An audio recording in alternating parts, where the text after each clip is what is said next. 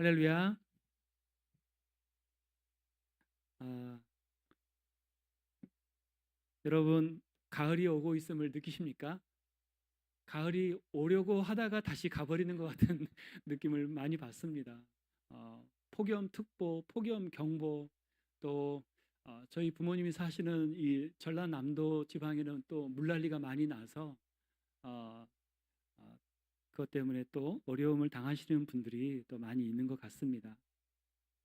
오늘 우리가 함께 읽었던 말씀은 우리가 잘 알고 있는 돌아온 탕자, 또 탕자의 비유라는 이런 제목으로 우리가 그동안 많이 읽었었고 또 접했었던 말씀이라는 생각이 듭니다.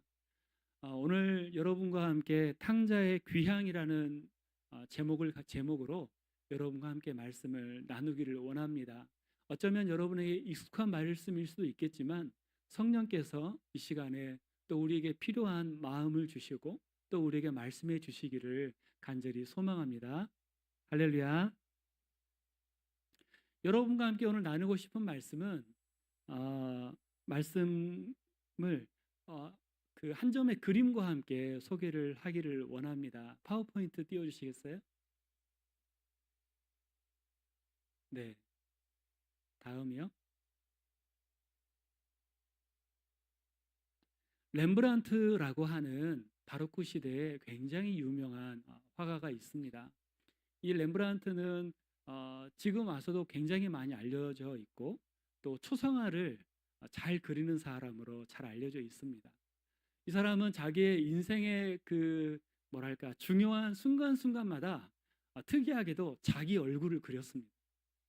그래서 젊었을 때는 굉장히 호기롭고 호탕하고 욕심 가득한 모습으로 비춰지는데 점점 시간이 갈수록 그의 얼굴은 어, 쭈글쭈글해지고 또 정말 세상의 이 모진 풍파를 다 견뎌낸 사람의 모습으로 바뀌어가는 것을 우리가 볼 수가 있습니다. 여러분 구글에 검색을 해보시면 이 연도별로 그 인생의 계절별로 얼굴을 우리가 볼 수가 있습니다.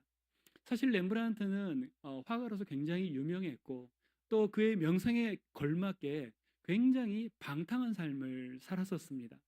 그래서 굉장히 그 호색을 졌고 또 세상의 쾌락을 또 이렇게 좋아했던 그런 사람입니다. 그러는 인생의 한 복판에서 그는 두 자녀를 잃게 됩니다. 또 뿐만 아니라 그의 인생의 후반기에는 자신의 아내를 먼저 떠나 보내게 됩니다. 그와 함께 그의 모든 명예와 그의 재산도 다 탕진되고 정말 빈털터리가 되어버렸습니다. 그의 인생의 말년에 하나님이 주신 어떤 깊은 감동 속에서 그림을 그렸는데 우리가 함께 보고 있는 오른편에 있는 그림입니다. 바로 탕자의 귀향이라고 하는 그런 그림입니다. 우리는 이제 모니터로 보지만 이 그림은 이제 유화로 그려졌고 2m가 훨씬 넘는 굉장히 큰 그림입니다. 그래서 지금도 러시아의 어느 한편에 지금 그 이 원작이 게시되어 있다라고 합니다. 렘브란트는 하나님을 깊이 만나고 나서 말씀을 묵상하고 또 많은 학자들의 어떤 주석 성경들도 연구를 하면서 이 그림을 그렸다라고 합니다. 이건 제 말이 아니라 헨리 나우엔이 탕자의 귀향이라고 하는 책을 썼는데 그 책이 이 렘브란트의 그림을 주제로 처음부터 끝까지 쓰여졌어요. 그래서 그 책을 오래전에 읽으면서 참 많은 감동을 받았는데 하나님의 말씀이 우리에게 이 텍스트가 주어졌잖아요. 그러면 그 말씀 안에서 우리는 할 수 있는 한 모든 상상을 동원해서 과연 하나님은 어떤 분이실까? 과연 이 말씀 속에 있는 이 작은 아들은 어떤 모습이었을까? 또 큰 아들은 어떤 모습이었을까? 또 그것을 바라보고 있는 주위 사람들은 어떤 표정이었을까를 이 그림 하나로 렘브란트는 담아내려고 노력을 했던 것 같습니다. 다시 말씀으로 돌아와서 오늘 말씀에서는 먼저 작은 아들에 대한 이야기를 먼저 하고 있습니다. 작은 아들이 아버지에게 무엇을 요구하던가요? 내게 분깃을 주십시오. 다시 말해서 내게 나중에 주실 유산을 제게 먼저 주십시오라고 그렇게 이야기를 합니다. 만약에 여러분 자녀들이 내가 아직 시퍼렇게 눈을 뜨고 있는데 엄마 나에게 유산을 먼저 주면 안 돼? 은찬이가 엄마 나에게 유산을 먼저 주세요. 그렇게 중천 형제가 엄마 먼저 주세요. 그렇게 이야기를 하면 어떻게 반응하겠습니까? 없다 그러시겠죠. 있어도 없다. 어, 사실 당시에 이 유대 사회에서도 부모가 아직 건재하고 또 숨을 쉬고 있고 또 정상적으로 자기 역할을 감당을 하는데 유산을 달라고 하는 것은 빨리 돌아가십시오. 나는 당신 없어도 살 수 있습니다라고 말하는 것과 다름이 없었습니다. 이건 비단 당시뿐만이 아니라 요즘에도 그렇게 사람들의 지탄을 받을 만한 그런 행동입니다. 그런데 아버지는 그 요구에 대해서 묵묵히 받아들인 것처럼 오늘 말씀에서 이야기를 합니다. 왜냐하면 거기에서 다른 리액션 없이 그 분깃을 각각 나누어 줬다라고 그렇게 이야기를 합니다.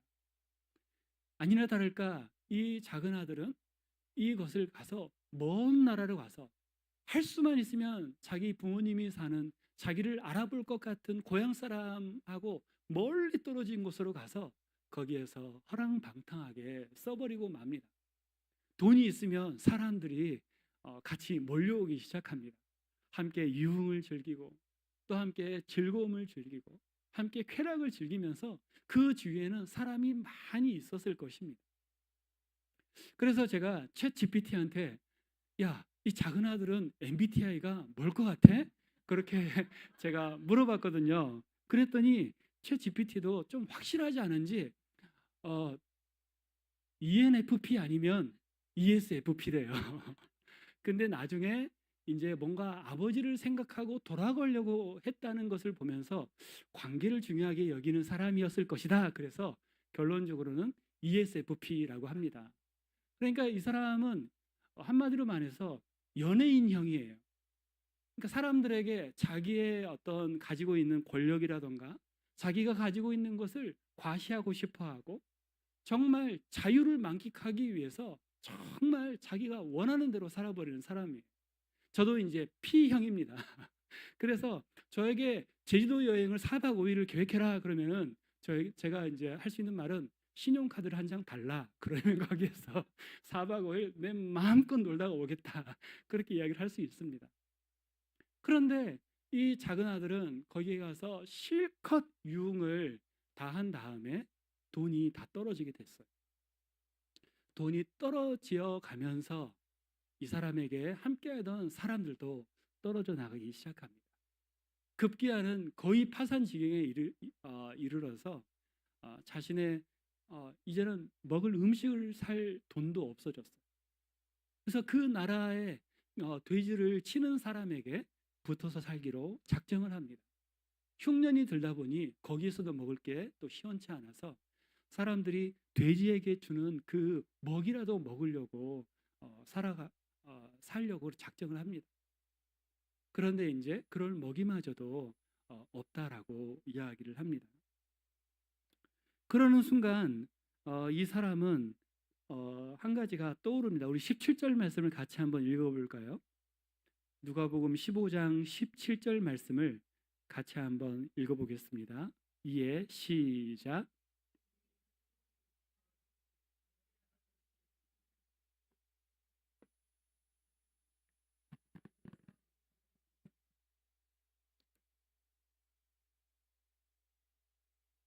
사실 자기의 삶이 기대하지 않는 방향으로 흘러가 버리고 말았어요. 유산이라고 하면 아마 꽤 많은 돈을 받았을 거라고 생각을 합니다. 아버지의 이 재력에 따라서 또 얼마나 많이 받았을지는 잘 모르겠지만 어쨌든 만족스러울 만큼 많은 돈을 받아 가지고 갔지만 결국 거기에서 파산하게 되고 이제는 거기에서 굉장한 어려움을 당하게 됩니다. 내가 먹을 것이 없어서 내가 여기서 굶어 죽는구나라고 생각을 할 그 순간에는 이 사람의 상황이 얼마나 어려웠는지를 우리는 말씀을 통해서 우리는 상상을 해볼 수가 있습니다. 그러면서 18절 같이 읽어볼까요? 내가 일어나 시작.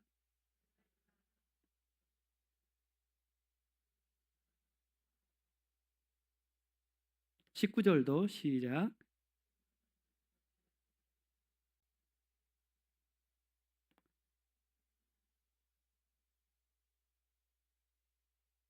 마음이 굉장히 낙심해 있을 그 무렵에 한 가지가 탁 떠오르기 시작합니다. 누가 생각이 났죠? 바로 아버지가 생각이 났어. 그런데 아버지의 그 사랑과 그 은혜를 떠올리기보다 내가 아버지 집으로 돌아가서 그 중에 품꾼의 하나로만 내가 다시 재취업을 하면 굶지 않겠구나. 이 아들들은 정말 쓸데없는 것 같아요. 저도 아들을 둘 키우고 있는데 철이 들려면 멀었어요. 아직도 지금은 자기중심적이에요. 지금은 내가 음식을 먹을 것을 해결하지 못하니까 아버지께로 돌아가면 최소한의 것을 해결할 수 있겠다라고 생각을 하는 거예요. 이런 말이 있습니다. 무모함은 결국 고통을 낳고 고통은 성찰을 부른다. 무모하게 정말 이 유산을 먼저 받아 가지고 와서 거기에서 진짜 허랑방탕하게 다 소진해 버렸습니다. 그러고 나서 이 작은 아들은 무엇을 초래했습니까? 고통을 초래했습니다. 자기의 신분과 자기의 소속과 자기의 지위와 그 어느 것도 알아볼 수 없을 정도로 정말 저 밑바닥까지 떨어져 버린 것을 볼 수가 있습니다. 그 순간에 아, 성찰을 하게 됩니다. 다시 말해서 그 순간에 아버지가 생각이 났고 그 순간에 자기가 아버지의 아들이라는 것. 우리 아버지는 얼마나 부유하신 분인가. 우리 아버지는 얼마나 풍요로우신 분인가. 어쩌면 내가 아버지께로 돌아가면 받아주실지도 몰라. 그래도 좀 안전하게 보험을 하나 드려야 되겠다. 나 아빠 아들 이제부터 아니야. 그냥 나를 종으로만 봐줘. 그렇게 생각을 하고 갑니다. 우리가 인생을 살다 보면 우리에게 고통스러운 순간들이 많이 찾아옵니다. 사람들과의 갈등이 우리를 고통스럽게도 하고 또 사랑하는 분들의 아픔과 병환과 또 심지어 소천으로 우리는 굉장히 인생 가운데 어려움을 당하기도 합니다. 직장 생활에서 혹은 우리 자녀들이 내 뜻대로 따라주지 않을 때 이런 고통들이 많이 옵니다. 그런데 이 작은 아들의 이 고통을 우리가 또 생각을 해보면 고통이 만약 힘들고 정말 거기서 끝이 아니구나라는 생각을 합니다. 왜냐하면 그 속에서 자신을 돌아보고 그 속에서 하나님 아버지를 우리가 생각해 볼 수 있기 때문에 그 고통을 우리가 또 한편으로는 긍정적인 것으로 볼 수도 있겠다. 그런 생각이 듭니다. 파워포인트 슬라이드를 한번 보여주시겠어요? 렘브란트는 그 다음 슬라이드요. 렘브란트는 이 둘째 아들을 어떻게 묘사를 할까 굉장히 고민을 했던 것 같아요. 성경에 나와 있지는 않지만 렘브란트는 이 자녀가 이 둘째 아들이 먼 해외에서 얼마나 고통스럽게 살았을까를 좀 유추해 볼 수 있게 만들었던 것 같아요. 머리카락을 싹 밀어버리고 정말 옷은 언제 갈아입었을지 모를 만큼 굉장히 헤어지고 누더기처럼 되어버렸습니다. 신발은 어디로 가버렸는지, 이게 닳아져서 없어졌는지 아니면 잃어버렸는지 모를 정도로 그렇게 있습니다. 그리고 다음 슬라이드요. 허리에는 단검을 차고 있는데 이 단검은 아버지가 아들에게 주는 가문의 표시이고 너는 내 아들이라고 하는 것을 증명해 주는 표시라고 합니다. 당시의 문화에 있어서. 그래서 이 아들은 아버지 나를 종으로 여겨 주십시오라고 그렇게 말은 했지만 혹시 아버지가 나를 몰라보면 어떻게 하지? 그런 마음속에 이 단검을 차고 갔던 거예요. 그러면서 이 비참했던 이 삶들을 어, 아버지에게 보여주고, 또 아버지는 이 아들을 보면서 얼마나 마음이 무너졌을까 우리가 또 상상을 해볼 수가 있습니다. 그리고 달려갔습니다. 20절 말씀 같이 한번 읽어볼까요? 이에 일어나서, 시작. 이에 일어나서 아버지께로 돌아가니라. 아직도 거리가 먼데 아버지가 그를 보고 측은히 여겨 달려가 목을 안고 입을 맞추니. 극심한 어두움과 고통 가운데 다시금 아버지를 생각해낸 이 둘째 아들은 더 이상 주저하지 않습니다. 어떻게 했습니까? 이에 일어나 아버지께로 돌아가니라. 아버지께로 달려가니라. 한번 어려움을 당해보니까 아버지의 집이 얼마나 아늑하고, 또 아버지가 곁에 계신다라는 그 사실이 얼마나 소중한지를 이 작은 아들은 깨달았던 거예요. 더 이상 주저하지 않았습니다. 그 길로 바로 아마 단숨에 아버지에게로 달려갔을 것입니다. 이 작은 아들의 행동은 물론 유산을 먼저 받아가지고 가서 허랑방탕하게 쓴 것은 우리가 본받아서는 안 되겠지만, 그러나 자신의 마음을, 자신의 모습을 돌아보고 아버지를 기억하고 자기의 잘못을 뉘우치고 아버지께로 달려서 돌아갔던 그런 모습들을 보면 정말 우리가 본받을 수 있겠다. 때로는 우리가 조금 하나님과 멀어진 것 같다라는 생각이 들면서도 여전히 그냥 그 상황 가운데 자신을 밀어넣고 내가 원하는 방식대로, 내가 원하는 대로, 내가 하고 싶은 대로, 마치 사춘기 아이들이 삐뚤어질 거야, 어디 할 수 있으면 날 잡아봐, 막 그런 모습으로. 제가 싱가포르에 저희 아이들을 데리고 이제 공부를 하러 가는데, 그때 둘째 아이가, 여러분이 아는 그 축구하는 아이 둘째 아이가 그 당시에 2살에서 3살 넘어가는 기간이었어요. 어쩌면 우리 루아보다 조금 더 컸을지도 모르겠어요. 달리기 시작했어요. 그런데 자기가 달릴 수 있다라는 것을 아는 순간 이젠 진짜 달리기 시작합니다. 근데 문제는 차가 오는 도로로 막 달리기 시작해요. 그러면 아빠가 쫓아오나 안 쫓아오나 한번 딱 돌아보고 한번 씩 웃고 달리기 시작합니다. 달려가면 저의 표정은 어떨까요? 겁에 지는 표정으로 쫓아가서 잡아오고 또 잡아오고 그런 모습으로 합니다. 그게 얼마나 위험한지, 그렇게 가면 안 되는데 그런 그 이후의 상황은 정말 안중에도 없이 그렇게 막 달려가 버립니다. 때로는 우리의 모습이 내가 하나님 사랑하는 건 알지만 지금은 그냥 내 마음대로 하게 놔주시면 안 될까요? 조금만 관심을 좀 꺼주세요 라고 생각하는 경우도 참 많이 있습니다. 여러분은 안 그러실 것 같은데 저는 그런 이 포인트들이 많이 있습니다. 그러는 가운데에서 하나님의 사람들을 통해서 우리 안에 계신 성령을 통해서 돌아가야 한다, 아버지께로 돌아가야 한다라고 말씀해 주실 때 그때가 중요해요. 미루지 말고 일어나서 아버지께로 돌아가는 저와 여러분이 되시기를 바랍니다. 아버지를 이제 만났어요. 아버지는 이 아들을 보자마자 꼭 껴안고 아주 강하게 껴안고, 나 다시는 너를 보내나 봐라 라는 그런 마음으로 이 아들을 껴안았어요. 이제 아들은 준비했던 멘트를 날리기 시작합니다. 아버지, 내가 하늘과 아버지께 죄를 지었으면 더 이상 아버지의 아들이 아니어도 됩니다. 아버지의 품꾼 중에 하나로 여겨주십시오라고 이렇게 말을 하는 순간 아버지는 그 말을 싹둑 자르고 뭐라고 이야기를 합니까?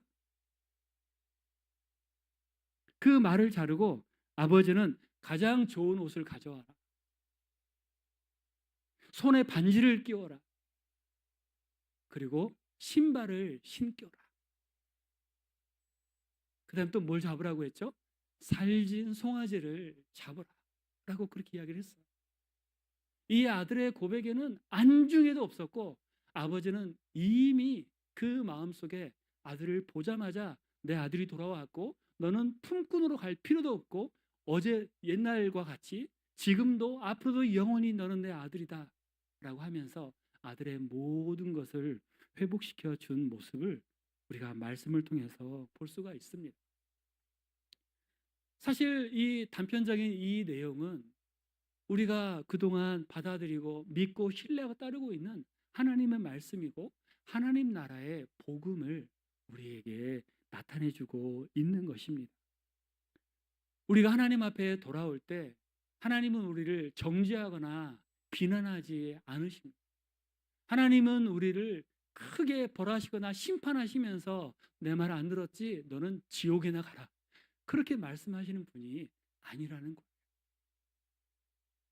하나님은 우리가 언제든지 하나님 앞에 돌아갈 때, 우리가 언제든지 하나님을 향해서 손을 들 때, 우리가 언제든지 하나님을 향해서 무릎을 꿇을 때 주님은 우리를 감싸시고 안으시고 우리의 마음을 받아주시며 우리를 큰 팔로 안아주시는 분이심을 여러분 믿으시길 바랍니다.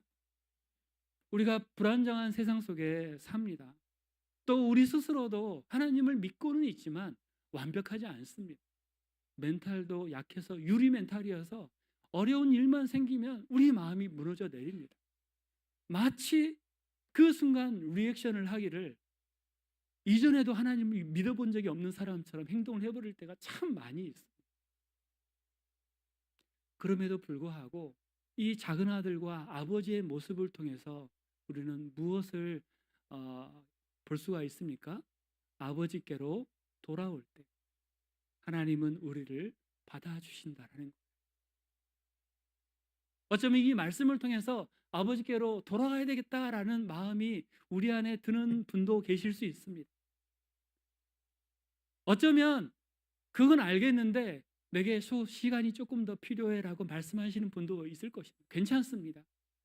여러분의 상황과 여러분의 느낌과 여러분의 감정과 정서에 상관없이 하나님이 여러분을 사랑하시며 여러분을 껴안으시며 여러분을 위한 풍성한 계획을 가지고 계시다는 사실을 여러분 믿으시기를 바랍니다. 이쯤에서 조용히 자신에게 한번 질문을 해보면 좋겠습니다. 나는 지금 아버지의 집 안에 있는가? 아니면 내 욕망과 욕심을 따라 먼 나라로 여행 중에 있는가? 그러면서 함께 따라서 해봅시다. 무모함은, 우리 옆 사람을 보면서 한번 째려보면서, 무모함은 결국 고통을 낳고 고통은 성찰을 부른다. 네, 아버지께로 돌아갑시다. 할렐루야. 이제 작은 아들이 돌아왔어요. 오늘 말씀은 이제 그 15장 전체를 볼 거였는데 너무 길어가지고 24절까지만 읽었습니다. 다음에 집안에 남아있던 아들이 있었죠. 누구였죠? 바로 큰아들이었습니다. 슬라이드를 다시 한번 보여주시겠습니까? 이제 우리 시선을 큰아들로 한번 같이 옮겨보면 좋겠습니다. 큰아들의 모습을 보면 모자도 쓰고 있고 또 수염도 나 있고 붉은색 아주 근사한 망토를 이렇게 입고 있습니다. 그런데 손은 이렇게 앞으로 모으고 두 손을 모으고 있지 않습니까? 이 사람의 그 표정을 보면 굉장히 못마땅한 표정이 너무 멀리 있어서 잘 안 보이시죠? 살짝 인상 쓰고 있습니다. 큰아들이 일을 마치고 집으로 돌아오자 집에서 웬 그 뭐랄까 풍악이 울려지고 사람들의 웃음소리와 노랫소리가 들려 나오기 시작합니다. 그것을 보고 종을 불러가지고 이게 무슨 일이냐라고 물어봅니다. 그랬더니 뭐라고 대답합니까? 당신의 동생이 돌아왔습니다. 당신의 동생이 돌아와서 주인 나리께서 이 모든 것들을 제공하셨습니다. 라고 그렇게 이야기를 해요. 큰아들이 왔다는 이야기를 듣고 아버지도 또 뛰어나오십니다. 그러면서 같이 안으로 들어가서 함께 즐기자 이야기를 합니다. 그랬더니 큰아들이 뭐라고 합니까? 우리 말씀을 같이 한번 읽어볼까요? 28절과 29절, 28절부터 30절까지 같이 말씀 한번 읽어보겠습니다. 그가 노하여 시작.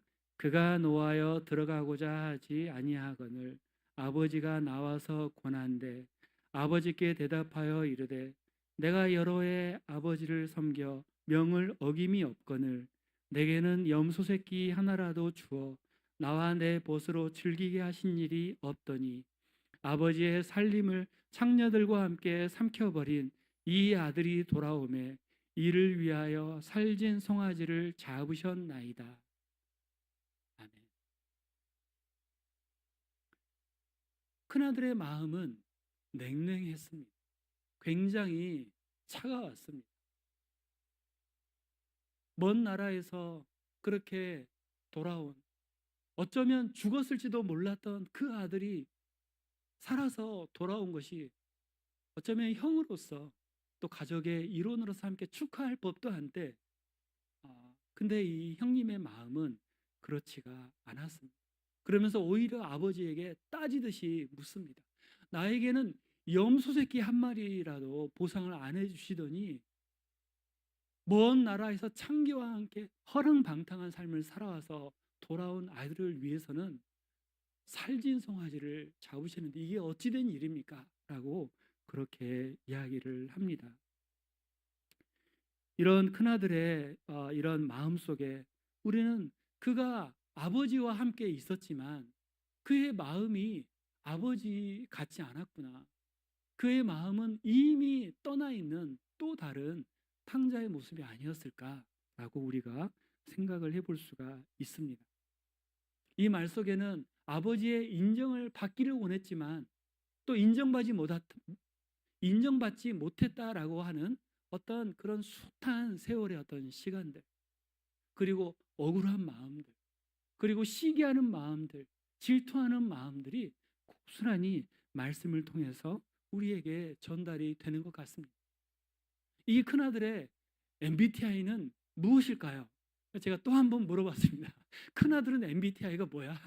그랬더니 규칙을 굉장히 잘 따르면서 그 규칙을 지키지 않는 사람을 정죄하는 바리새인과 같은 사람인데, 필시 이 사람은 한국인이 제일 많이 가지고 있는 성향 중에 하나인 뭘까요? ISTJ다. ISTJ다.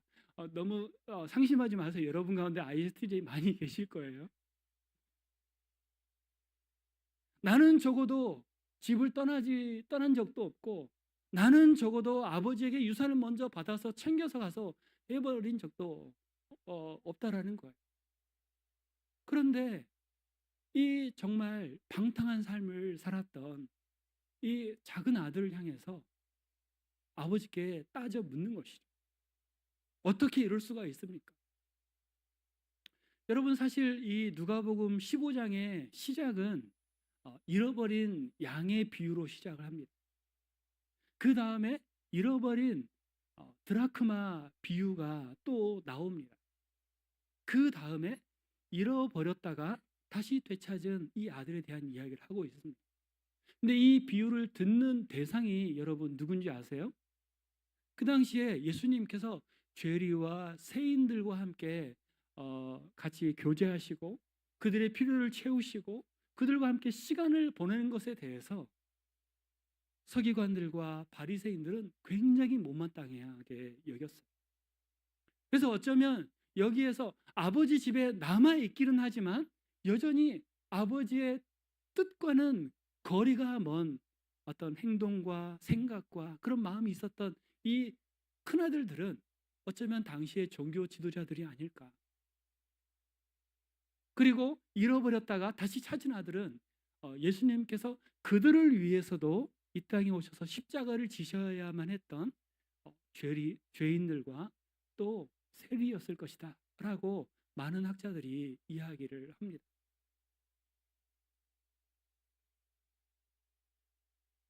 하나님을 아버지로 모시고 있고 하나님의 사랑을 한 몸에 정말 듬뿍 받았던 이 큰아들, 그의 마음속에 더 이상 아버지에 대한 기대, 아버지에 대한 소망, 아버지의 어떤 관점과 뜻을 헤아리려고 하는 그 마음 자체가 이미 없어진 지 오래되었습니다.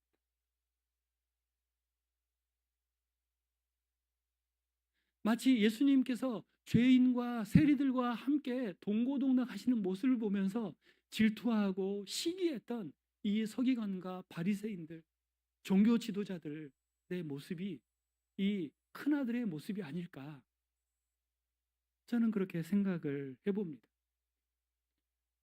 우리의 모습은 어떻습니까?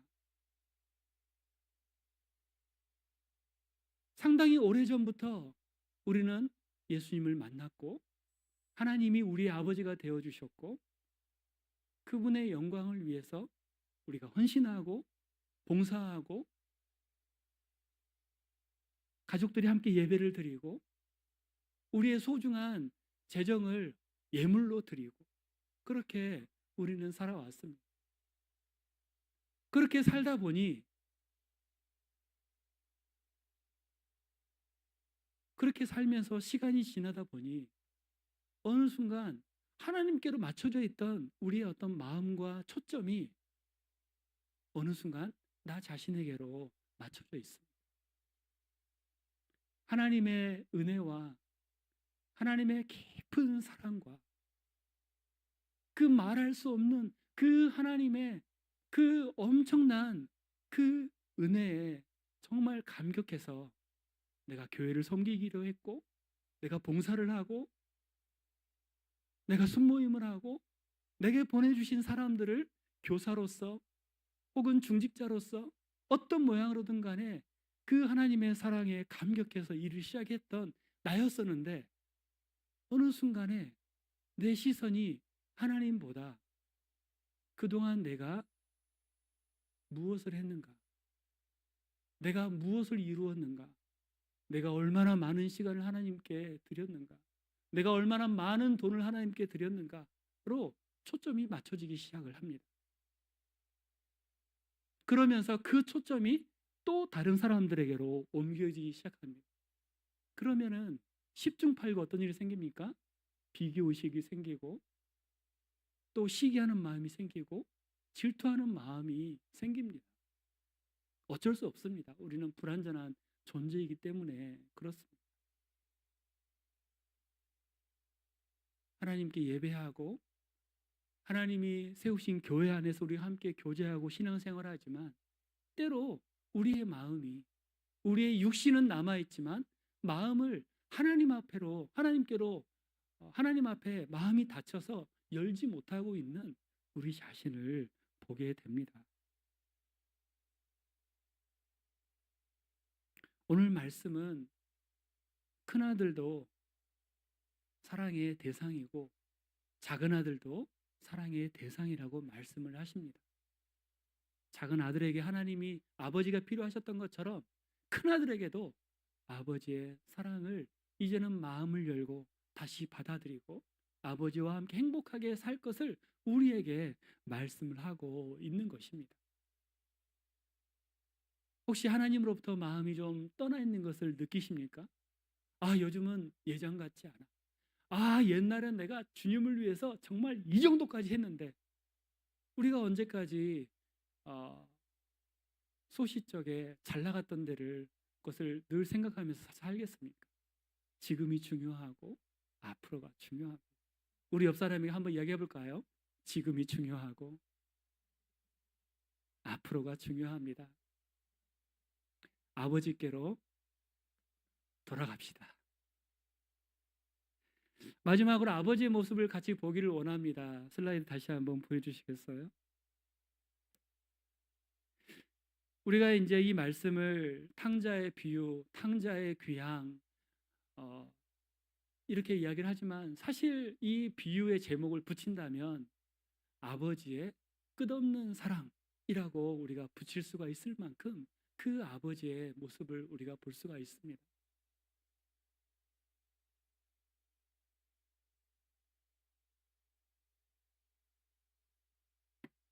이 아버지가 작은 아들을 끌어안고 있는 손을 보면서 헨리 나우에는 그 책에다 이렇게 씁니다. 따뜻하면서도 굉장히 강직하게 내가 다시는 너를 놓지 않겠다라는 그런 아버지의 강직함이 보여지는 손이다라고 그렇게 이야기를 합니다. 하나님 아버지는 여전히 우리를 붙잡고 계십니다. 하나님 아버지는 여전히 우리에게 그 영원하신 그 사랑으로 우리를 품고 계십니다. 둘째 아들처럼 멀리 떠나 있는 아들도 여전한 사랑으로 사랑하고 계시고, 여전히 하나님과 함께하고 있는 것 같지만 마음이 멀어진, 하나님과의 교제가 단절되고 관계는 형성되어 있으나 교제가 단절되어 있는 그 아들에게도 하나님의 사랑은 여전히 유효하다라는 것을 우리에게 보여줍니다. 우리에게 필요한 것은 다시 하나님께로 돌아가는 것이요, 하나님께로부터 멀어진 마음을 회복하는 것이라고 우리에게 말씀을 하고 있습니다. 팀 켈러라고 하는 분이 있는데 아마 많이들 아실 거예요. 이분이 재작년에 소천하셨죠. 근데 이분이 이제 쓰신 그 책 중에 탕부 하나님이라고 하는 책이 있어요. 읽어보신 분도 아마 있을 텐데, 우리가 보통 이제 탕자, 돌아온 탕자, 뭐 탕녀 막 이렇게 표현을 하지만 팀 켈러는 탕부라고 이야기를 합니다. 그래서 여기서 이제 쓰는 영어 표현을 프로디갈이라고 하는 단어를 썼어요. 이 프로디갈은 정말 무모하고 또 양심이 없는, 돈이나 자원을 자유롭게 무모하게 사용하는 행위라고 합니다. 또 뭐라고 이야기합니까? 호화로운 규모로 무언가를 가져가거나 주는 행위라고 그렇게 이야기를 합니다. 이게 이제 작은 아들에게 비춰졌을 때는 작은 아들의 행동은 돈을 다 받아가서 정말 연예인병이 걸려가지고 자신의 자유와 육신의 즐거움과 육신의 소욕을 위해서 내가 다 써버리라, 오늘 먹고 죽자라는 그런 생각으로 우리가 그럴 때 prodigal son, 탕자라고 그렇게 이야기를 합니다. 그런데 이거를 하나님께로, 아버지께로 붙이면은 탕부가 됩니다. 그러면은 이 탕부는 어떤 분이십니까? 돈이나 자원을 자유롭고 무모하게 정말 낭비하면서까지 자신의 자녀들을 위해서 사용하시는 분이다. 호화로운 규모로 무언가를 정말 모든 것을 다해서 자기의 사랑을 보여주시는 분이다. 쏟아 부으시는 분이시다. 여러분, 하나님의 사랑을 우리가 생각할 때 우리는 불완전한 사랑을 해요. 그렇죠? 누가 나를 사랑해 줘야 나는 사랑을 줘요. 그렇죠? 내가 먼저 가서 사랑하는 그게 쉽지가 않아요. 언제 그 사랑이 시작됩니까? 내가 자녀를 낳았을 때. 심지어 아빠는 자녀를 낳아보지도 않았어요. 근데 뭔가 내 핏줄이라는 게 생겼을 때 그 마음이 조금 생기려고 합니다. 자녀를 낳고 자녀가 아플 때, 자녀가 고통스러워할 때 우리는 하나님이 나를 향해서 얼마나 나를 아끼시는가에 대해서 어쩌면 10,000분의 1 정도 생각을 할까 말까 한 정도입니다. 그런데 우리 하나님은 완전하신 분이십니다. 그분이 사랑을 하시면 완전하게 사랑을 하십니다. 그분이 진노를 하시면 영원한 지옥에서 헤어나올 수가 없습니다. 그래서 하나님의 사랑은 영원하고 하나님의 사랑은 완전합니다. 근데 그 사랑이 우리 한 사람 한 사람을 향해서 쏟아 부으시는 사랑이라는 것입니다. 그래서 팀 켈러는 탕부 하나님이라고 이야기를 합니다. 때로는 우리가 사는 게 바빠서, 먹고 사는 일이 만만치 않아서, 내가 몸이 아파서, 내가 멘탈이 흘려서, 내 영혼이 너무 우울해서 하나님께로 나오지 못할 때가 있습니다. 그러나 여러분, 그럼에도 불구하고 우리 하나님은 여전히 여러분을 향해서 그의 사랑과 무한한 자원을 쏟아 부을 준비를, 만반의 준비를 하고 계시고 이미 여러분을 죽기까지 사랑하시는 분이심을 우리가 믿어야 합니다. 로마서에서 그 하나님의 모습을 자세히 이야기를 하고 있습니다. 우리가 아직 죄인 되었을 때 그리스도께서 우리를 위하여 죽으심으로 하나님께서 우리에게 대한 자기의 사랑을 확증하셨느니라. 우리가 사랑을 받을 만한 선한 일을 한 것이 일도 없습니다. 율법으로 보면 우리는 영원히 죽을 수밖에 없습니다. 영원한 심판에서 우리 스스로를 깨끗게 할 수 없고 우리의 죄를 스스로 우리가 살 수가 없습니다. 우리에게는 하나님의 도우심이 필요한 그런 정말 그런 우리는 그런 존재밖에 되지 않습니다. 로마서 8장 32절 자기 아들을 아끼지 아니하시고 우리 모든 사람을 위해서 내주신 이가 어찌 그 아들과 함께 모든 것을 우리에게 은사로 주시지 아니하겠느냐. 여러분, 소중한 것을 준 사람은 그것보다 덜 소중한 것은 이제는 뭐든지 줄 수가 있어.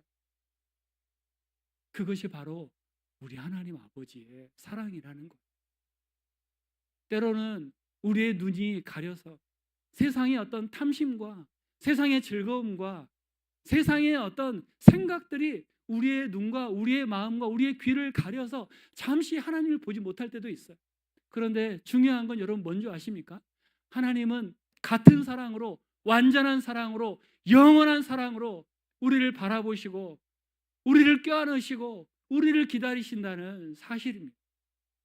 그래서 혹시 여러분이 작은 아들처럼 멀리 떠나 있거나 큰 아들처럼 마음을 주지 못하거나 그러는 가운데서도 우리가 기억해야 될 것은 영원하신 그 하나님,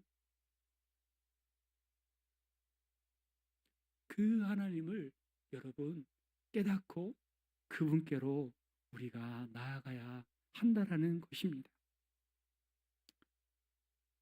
어쩌면 우리 평생을 걸쳐서 그 하나님의 사랑이 얼마나 크고 얼마나 놀라운지, 그 사랑이 얼마나 위대한지, 그런데 그 사랑을 아무것도 아닌 나를 위해서 쏟아 부어버리셨다. 아들을 죽이실 만큼 우리를 사랑하셨다라는 그 사실들을 어쩌면 우리의 평생을 걸쳐서 깨달아가고 알아가고 확신해가고 시행착오를 겪고 다시 주님 앞에로 나아오는 그런 삶을 우리에게 하나님이 기대하시지 않을까, 저는 그런 생각을 해봅니다.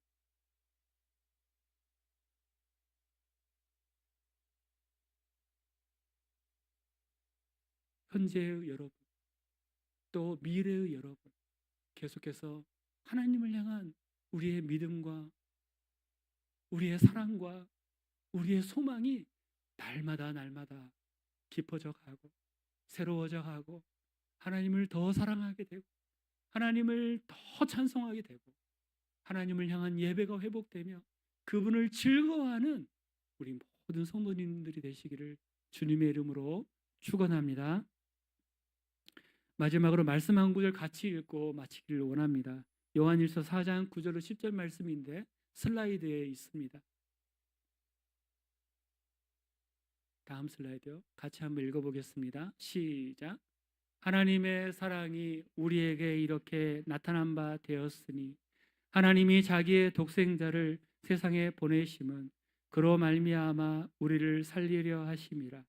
사랑은 여기 있으니 우리가 하나님을 사랑한 것이 아니요 하나님이 우리를 사랑하사 우리 죄를 속하기 위하여 화목제물로 그 아들을 보내셨습니다. 아멘. 여러분, 하나님의 사랑을 믿으십니까? 그 사랑 앞에 나아가시는 여러분이 되시기를 주님의 이름으로 축원합니다. 기도하겠습니다. 하나님 아버지 감사합니다. 오늘 우리에게 이 비유 말씀을 통해서 집을 떠난 둘째 아들도 또 함께 했지만 마음이 떠난 아들도 동일하게 깊이 사랑하셨던 아버지의 마음을 보게 하시니 감사합니다. 그 하나님께로 우리가 돌아가며 그 하나님 앞에 우리의 마음을 계속해서 새롭게 하며 우리의 믿음이 성장하며 우리의 사랑이 깊어지며 우리의 모든 소망을 하나님 아버지께로 두는 우리가 되게 하여 주시옵소서. 모든 기도 예수님 이름으로 기도합니다. 아멘. 우리 교회에 등록한 우리 형제님이 계십니다. 우리 표상원 형제님인데 몇 주 전에 오셨어요. 그런데 오늘 소개해 드립니다. 우리 따뜻한 마음으로 또 환영과 축복의 마음을 담아 박수로 맞이하겠습니다. 교회에서 준비한 소정의 선물을 드렸습니다. 네, 우리 상원 형제 청년부에 잘 정착하고 있습니다. 이 시간 함께 말씀을 기억하면서 하나님 아버지의 마음을 찬양하면서 우리가 함께 기도하기를 원합니다. 먼저 찬양하고 함께 기도하겠습니다. 같이 한번 자리에서 일어나서 같이 찬양하고 기도하겠습니다. 아버지 당신의 마음이 있는 곳에 나의 마음이 있기를 원해요. 아버지 당신의 눈물이 고인 곳에 나의 눈물이 고이길 원해요. 아버지 당신이 바라보는 영혼에게 나의 두 눈이 향하길 원해요. 아버지 당신이 울고 있는 모든 땅에 나의 두 발이 향하길 원해요. 나의 마음이 아버지의 마음 알아. 내 모든 뜻 아버지의 뜻이 될 수 있기를 나의 온 몸이 아버지의 마음 알아. 내 모든 삶 당신의 삶 되기를 나의 마음이 아버지의 마음 알아.